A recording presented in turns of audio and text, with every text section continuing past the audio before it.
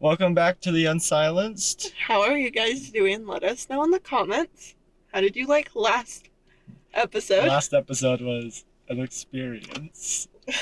There, so in the final episode that was posted, we ended up having to cut out a part, but some of you may have seen it on YouTube Shorts or on TikTok. Yeah, I'm sorry.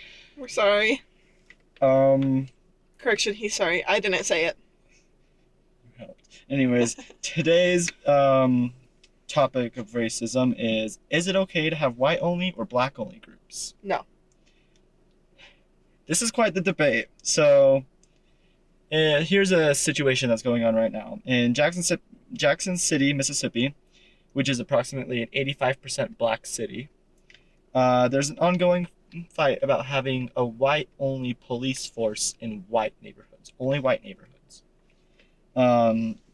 They feel that because of all the hate from other communities, such as the black community, that it's no longer safe and that they would like their own police force.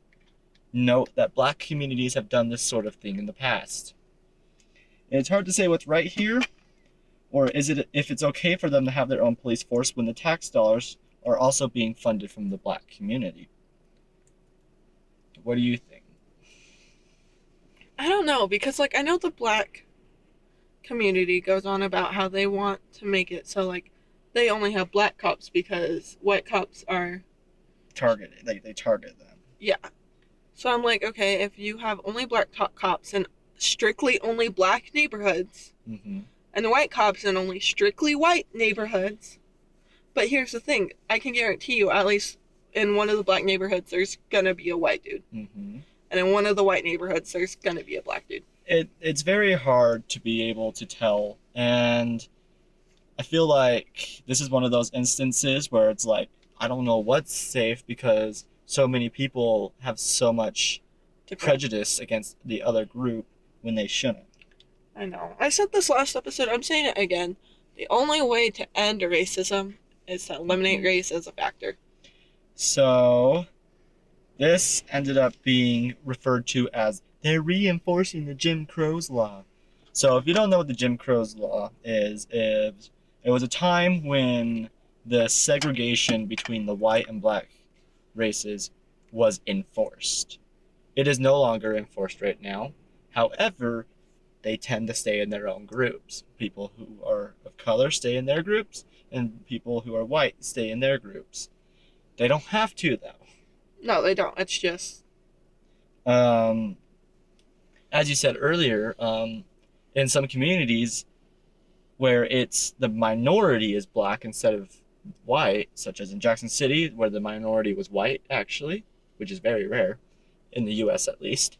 But in cities where the minority is black, they oftentimes fight for having a black-only police force in their neighborhoods. So why is this any different? Well, I'll tell you why. It's because they're white. Let's just be honest. I know it sounds bad, but that is racism. Yeah. I mean, if you're going to push your own agenda, per se, but not allow that same agenda, but backwards, come against you, that's called hypocrisy, and that's on you. Yeah, it is, because it's it's stressful, because I'm like, you guys are complaining and complaining and complaining about racism again and again and again. But then whenever we're like, let's eliminate race. Race is not a factor anymore. And then y'all get mad at us. Yeah. And then, also, who all funds mostly black community schools? Usually people who are white. Yeah, and it's like, you guys are mad at us, and then you're gonna pull the, Well, this to is be what fair, we mean by all white people only, only have good jobs, so they're the only ones who pay for our school's tax dollars. Okay, well, let's be fair. People who are black are the minority in the U.S., so it does make sense that more white people would be paying for their schools. It does. But that should not be a fighting standpoint. No, it shouldn't, and it's so stupid, and I'm like... So this law, in Mississippi specifically, the Jim Crow's law, was actually amended twice to make it so it wasn't necessarily segregating at that point. So it wasn't necessarily being racist. It was giving basically the black community their own little spot and the white community their spot. This here says, while the writing of the law was racist, the majority opinion found that because the law had been amended twice, which required approval by both the legislature and the electorate popular vote, it had been reenacted as recently as 1968 and no longer existed in the same context as racist inception. The court determined that the 1968 rewrite had removed the discriminatory taint and cannot be overturned on the basis of racist intent that they acknowledged had informed an older form of the law. So what they're saying is like, the old law was racist, but we amended it so it no longer is racist, and so that these people get their community and these people get their community. Well, the moment the white people try to take advantage of that, it's racist. It's racist. It's like, okay, y'all are constantly like, we need only black cops in black communities, so then like, we don't have that way. People of the black community don't get shot. Yeah.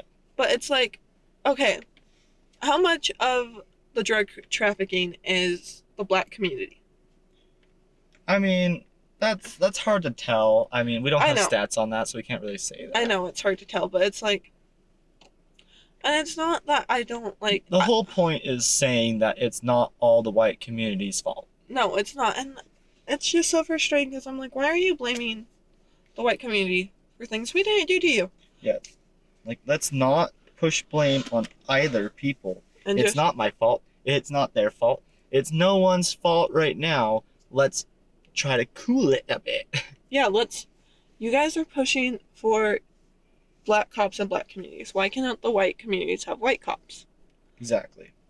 So it's a very sensitive topic, and it also refers to, there was this video I saw on Instagram a while back of this. No, it wasn't on Instagram. It was in a video. Sorry, it was this article I saw about how an elementary school had introduced a black-only club so that people who were black had a place to go that they felt safe. Mm-hmm. There are two things I want to say about that. One, if you are going to allow that kind of thing, then the whites should also be allowed to do that kind of thing. Yeah, if you are going to have an all-black school, then whites can have an all-white school. Or this was just a club in the school. Oh, it wasn't the whole school, sorry. Then yeah, the whites can do that too. It's like, it should, like, if you're going to do that in the name of feeling safe and feeling like you have people around you, people who are white can do that too. No offense, but people who are white have felt significantly more racist, like they felt like they've been significantly more like attacked in these recent days. Yeah. Like I feel like I've been attacked just because of the color I have been. I feel like, and it hasn't affected me a lot because I'm a woman. Mm-hmm. So it doesn't affect me quite as much, but like the first thing people notice is a white cis male. Yep. And they're instantly like, he's racist. Not knowing a single thing about the person, but if it's a white cis male. Literally goes back to our last episode's title is not all white people are racist. Yeah, it's not all white people are like racist because we're not. Like, yes, I'm a white female. I don't have to worry about the same. Like, I can get a scholarship at college for being a female. Mm-hmm. But you don't get scholarships for being a male. No. So I have seen hundreds of scholarships, and I've looked at hundreds of opportunities of scholarships I can apply to. Only one of those scholarships I have seen has been only for guys.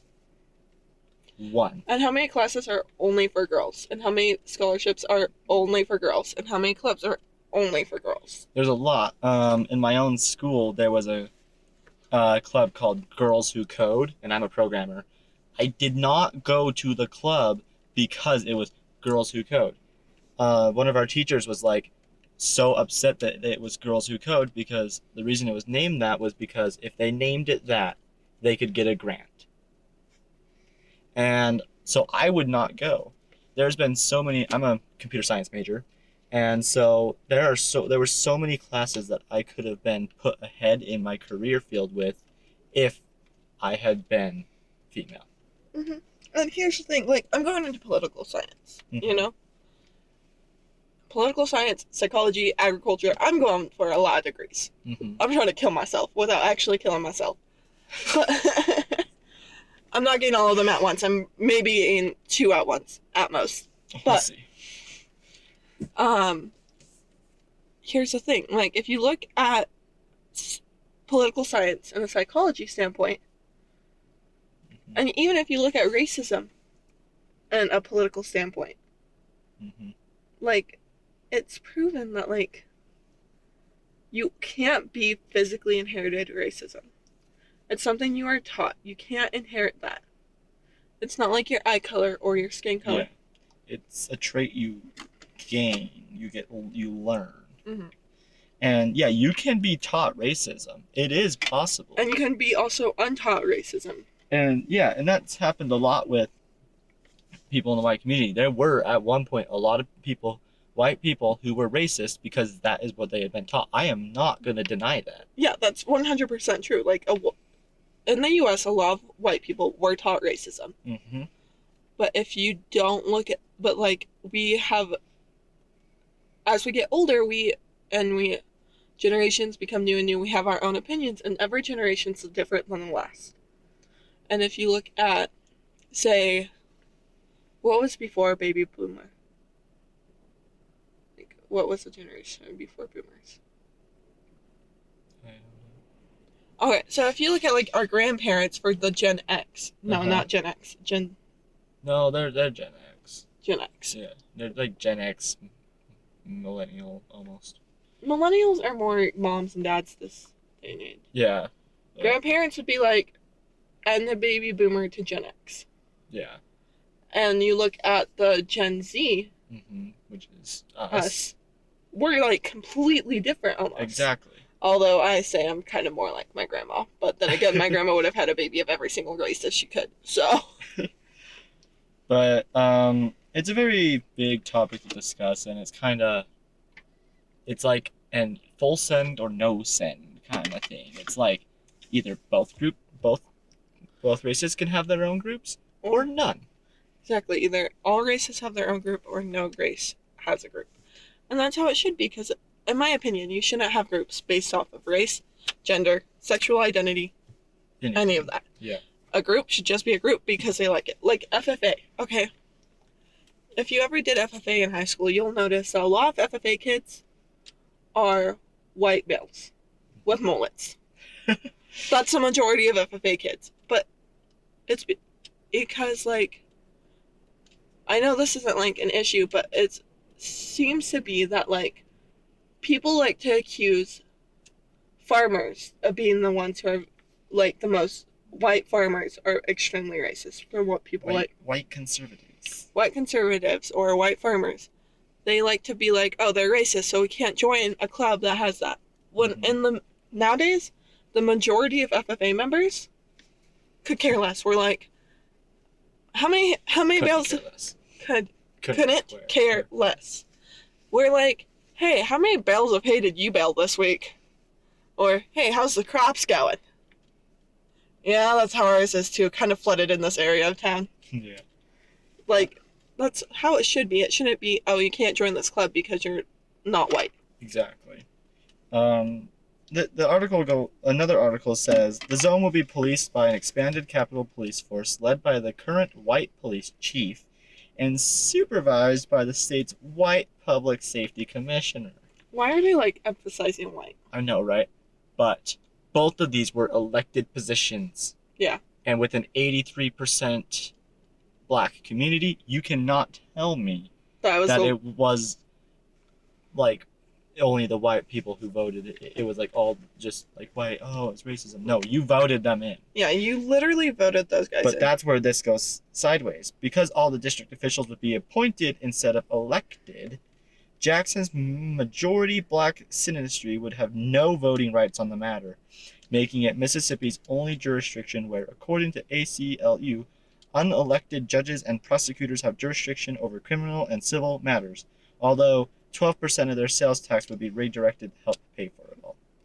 So basically what would happen is... So 17% of the community. No. No, but 83...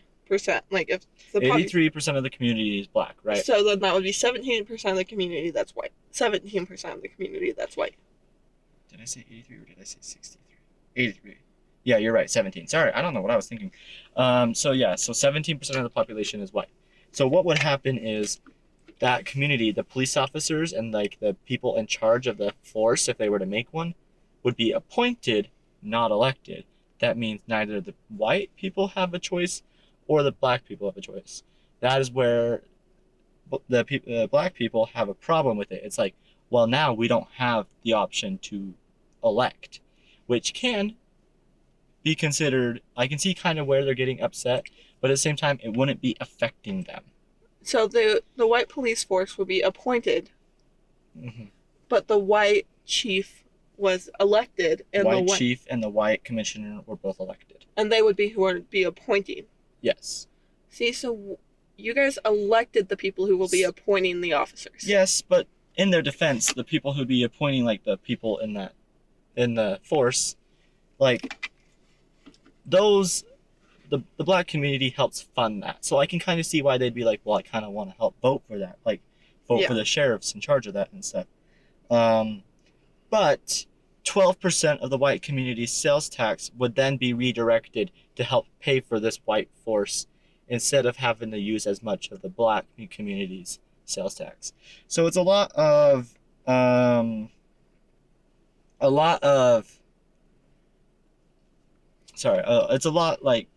debate. It's a big debate. And so one of the mayor, Jackson City mayor, says it's oppressive because it strips the right of black folks to vote. It's oppressive because it puts a military force over people that has no accountability to them. It's oppressive because there will be judges who determine sentences over people's lives. It's oppressive because it redirects their tax dollars to something they don't endorse nor believe in. But they And want, well, not They necessarily. say they don't believe in it, but there's people all over who are making black-only groups, black-only communities. And I'm not saying that's like the majority of the black community is Yeah, doing that. but it's But like it's happening, and so I can feel why the white people are wanting to do this. And I can see why it's a big debate, and I don't necessarily know who is in the right here. I can't necessarily say who is in the right. All I can say is I don't think racism should be a factor for anything. It really shouldn't. Race should not be a factor, and that's gonna be like my ending sentence for every single thing that we have in this season, because race should not be a factor in a single thing. Not in job applications, not in housing applications, not in college, Colleges, not in scholarship, religion.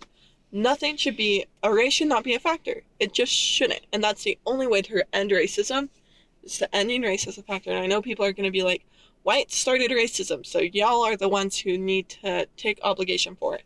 Like, I didn't personally start racism. We don't know who started racism because it could have been started forever ago. It could have been the dinosaurs.